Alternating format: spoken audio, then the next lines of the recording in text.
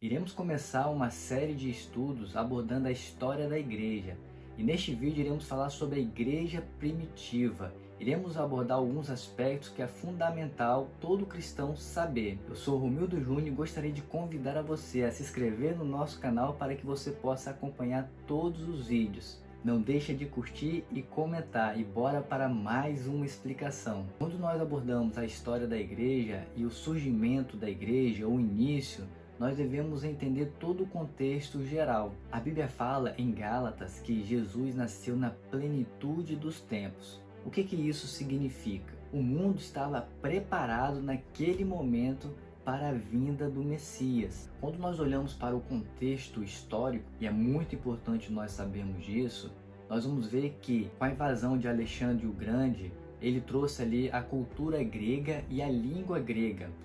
Naquela região, todo mundo praticamente falava o grego koiné. E além deles falarem o grego koiné, a cultura grega enraizou também em toda aquela sociedade. Logo após vieram os romanos, aonde trouxeram a estrutura, trouxeram ali com os soldados, faziam seguranças e a infraestrutura para que pudesse se locomover para um lado e para o outro com segurança, porque naquele tempo também havia muito perigo, muitos assaltos. Então ali tinha uma forma de se locomover para diversas cidades e também uma língua praticamente unificada, como nós vimos hoje o inglês. Praticamente o mundo todo fala o inglês. Você quer ir se locomover para um lado para o outro, você falando inglês já te ajuda muito. Então naquele tempo, que se a gente pode dizer, era o inglês de hoje em dia. As pessoas se comunicavam com o grego. Então para o nascimento de Jesus já estava tudo preparado. Por isso que a Bíblia fala que foi na plenitude dos tempos. Aí Jesus nasceu, Jesus cresceu, iniciou seu ministério e chamou homens simples para instruir, para depois ir e levar a sua mensagem. Jesus, ao separar os seus discípulos e logo após separou 12 para apóstolos, o interessante é que ele capacitou esses discípulos. Ele capacitou dando poder e autoridade para eles, tudo em nome dele. Eles caminharam 3 anos com o Senhor Jesus, viu os milagres que Jesus operou. E o mais importante, que eles olharam para a vida de Jesus e tinham o testemunho daquilo que eles tinham que seguir. Jesus se entregou por amor a eles, por amor a mim, por amor a você. Morreu na cruz, pagou um alto preço, ressuscitou no terceiro dia e ficou ali algum tempo. E mais ou menos 500 pessoas viram Jesus. E Jesus ele deu uma ordem para os seus discípulos: permanecer em Jerusalém até que o Espírito Santo venha sobre vós. E ficaram ali permanecentes em Jerusalém cerca de 120 pessoas. E como Jesus falou, o Espírito Santo veio e encheu aquelas pessoas. E foi algo extraordinário. Nós vemos o relato em Atos 2, que algumas pessoas até pensavam que eles estavam se embriagados. E levanta ali um grande líder, Pedro, que outrora tinha negado Jesus, e prega a primeira mensagem ali cheio do Espírito Santo. E a Bíblia fala que havia gente de várias nacionalidades e cada um conseguia compreender no seu idioma. Tamanho foi o milagre, tamanha foi a operação do Espírito Santo. O apóstolo Pedro foi um grande líder na igreja primitiva, assim como o apóstolo João e o apóstolo Paulo, e entre outros apóstolos. Mas nesse momento nós vemos ali Pedro ele levando a primeira mensagem, pregando o evangelho, chamando o povo ao arrependimento. E o interessante é que vidas vão se convertendo ao Senhor Jesus, a igreja vai crescendo e cumpre-se a palavra do Senhor Jesus, que o evangelho seria pregado em toda a Judéia, em Samaria e chegaria até os confins da terra. Então as pessoas que estavam ali de diversos países ouviram a mensagem, se converteram, se batizaram e receberam a mensagem mais importante, a mensagem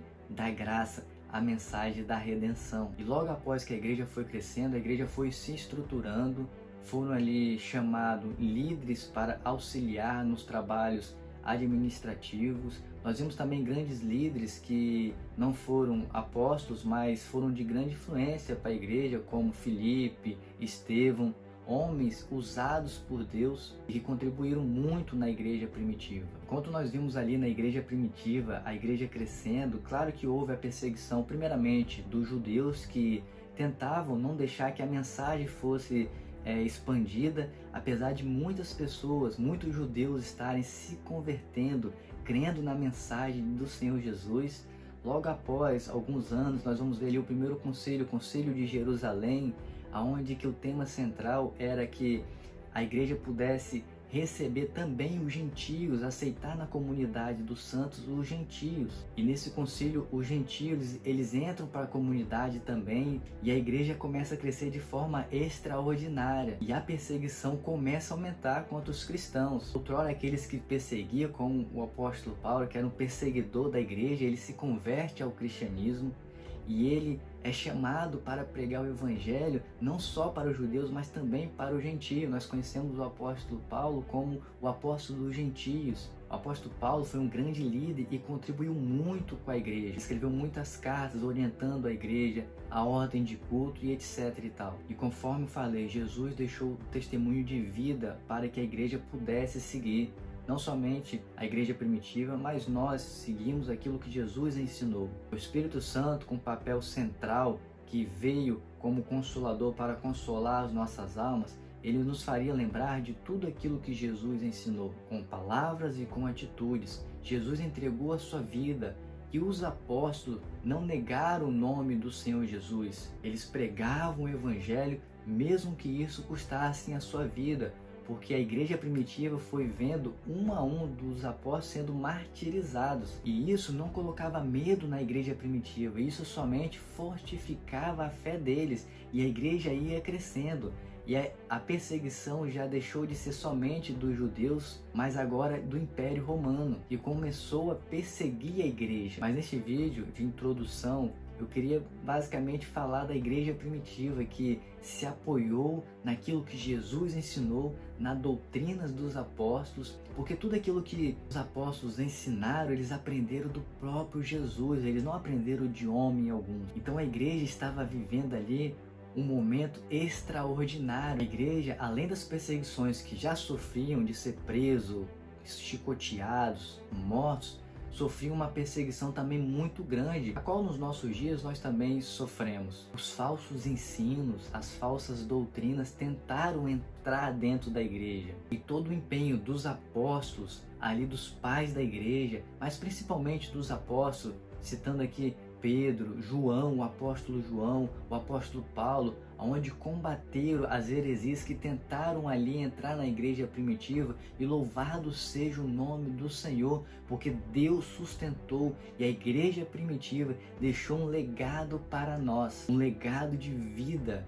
E hoje, se nós podemos compartilhar do evangelho da graça, foi porque os nossos irmãos não abandonaram a fé, eles abraçaram a fé genuína. Os nossos irmãos amaram o evangelho, não se preocupando com bens materiais. Eles hospedavam as pessoas em seus lares, eles davam apoio aos missionários. As mulheres tinham um papel fundamental na igreja primitiva. É só nós olharmos para Atos dos Apóstolos, nós vamos ver ali o início da igreja, as viagens missionárias. As pessoas que querem ser missionário, nós devemos aprender com o apóstolo Paulo, que plantou muitas igrejas. E além de plantar as igrejas, ele dava manutenção, enviando as cartas e corrigindo. E nós vamos ver ali que, por mais que a igreja primitiva foi uma bênção, tinha sim as suas dificuldades, porque nós estamos tratando de homens depravados, homens da natureza de Adão, que receberam o novo coração, mas estavam em processo de santificação. Então houve necessidade de exortação, de corrigir falsos ensinos, de fechar o cerco para que falsos mestres, falsos profetas não pudessem entrar dentro da igreja e corromper a mensagem genuína do evangelho. E é muito importante que nós conhecemos a nossa história, a história da igreja, a história dos nossos irmãos que viveram logo no início da igreja. Por quê? Porque isso fortalece a nossa fé. Às vezes nós olhamos para os dias atuais e pensamos que as coisas estão difíceis, mas os nossos irmãos, os nossos primeiros irmãos passaram por dificuldades ainda piores do que nós passamos. Nós devemos voltar para a Bíblia e ver ali os testemunhos da igreja primitiva. Nós iremos falar dificuldades de que os nossos irmãos passaram, e isso nos incentiva muito a viver este evangelho, o evangelho das Escrituras, não o evangelho muitas das vezes inventado por A ou por B, que é dado por revelação. Nós sabemos que a revelação que Deus deu para nós está escrito, está nas Escrituras Sagradas. A igreja primitiva lutou por isso, pelo evangelho que eles aprenderam dos apóstolos e aprenderam do próprio Senhor Jesus. É por isso que é fundamental nós conhecermos a história da igreja. E continuando, então, conforme eu falei que Jesus ele vem na plenitude dos tempos, a igreja surge neste momento excepcional, onde a língua estava unificada praticamente, as pessoas se comunicavam com vários países com a mesma língua, com o grego, e ali tinha uma facilidade de se locomover para um lado e para o outro. E isso foi fundamental para que o evangelho pudesse ser expandido para vários lugares, para vários países conhecidos daquele tempo. Eu gostaria de convidar a você a fazer uma reflexão. Será que você está vivendo o evangelho das Escrituras, o evangelho que as Escrituras nos ensinam? Porque se nós olharmos para o passado, olhar para a igreja primitiva, aquilo que eles viveram, e olhar para os nossos dias e aplicar o evangelho que o próprio Senhor Jesus nos deixou, nós vamos ver um avanço gigantesco no reino de Deus. Devemos orar como Jesus orava, como os apóstolos oravam, como a igreja primitiva amava a oração. Devemos pregar o evangelho a toda gente, a toda criatura, e orar para que o Espírito Santo faça a obra dele, porque o Espírito Santo é que convence o homem do pecado, do juízo e da justiça. E se você compreendeu e gostou de todo o assunto tratado aqui neste vídeo, eu gostaria de convidar a você a curtir e a deixar um comentário também, porque você participando, você está contribuindo para que mais pessoas possam chegar até aqui e aprender um pouquinho mais sobre a história da igreja. A igreja não pertence a homens, a igreja pertence a um homem, a Jesus Cristo, aquele que morreu e ressuscitou e em breve voltará. Se inscreva no nosso canal e até o próximo vídeo. Que Deus te abençoe.